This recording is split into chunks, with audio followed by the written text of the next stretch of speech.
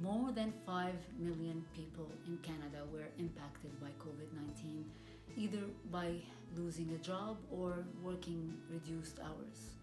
So the beast of change we talked about last time really touched the very basic needs of individuals, challenging their financial autonomy, their capacity to be productive, and also their need for connection, provoking all of the negative emotions we talked about in previous videos. The question now is, how can we tame that beast of change? How can we mitigate all the negative emotions that can be created as a result? And how can we make sure that our response leads to positive outcomes eventually? In fact, the turning point in a crisis is mostly determined by how we think, our thoughts.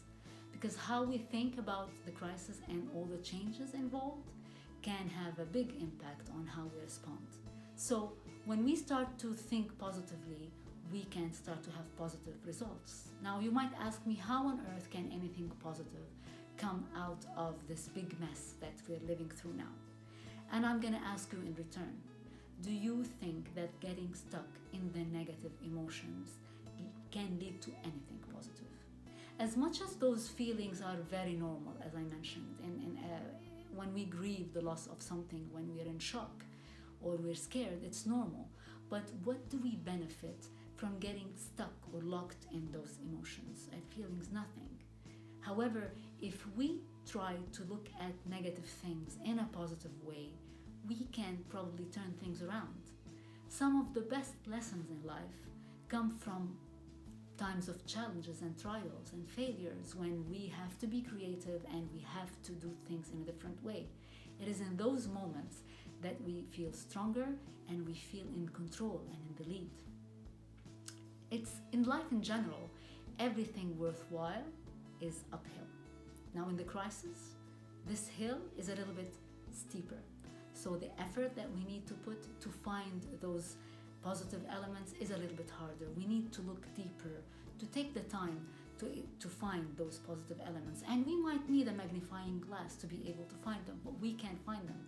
And they are going to be our aha moments.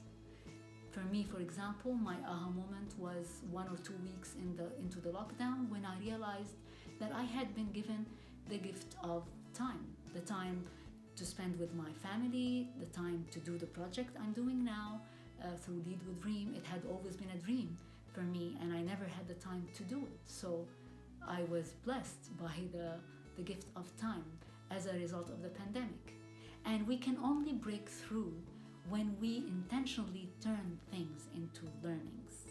When we get our aha moments and we find our positive elements, things can start to turn into lessons and learnings, and they can empower us and they can make us stronger.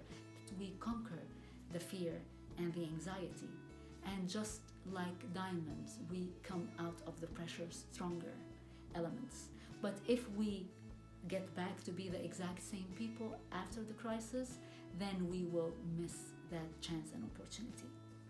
Next week, we will start to wrap up the We Are Diamond series by talking about different ways or examples of positive response to a crisis. But until next week, I'd love to know about your aha moments. The moments in time during this pandemic when things started to feel or look a little bit different or a little bit more positive. Thank you again, and looking forward to seeing you next week.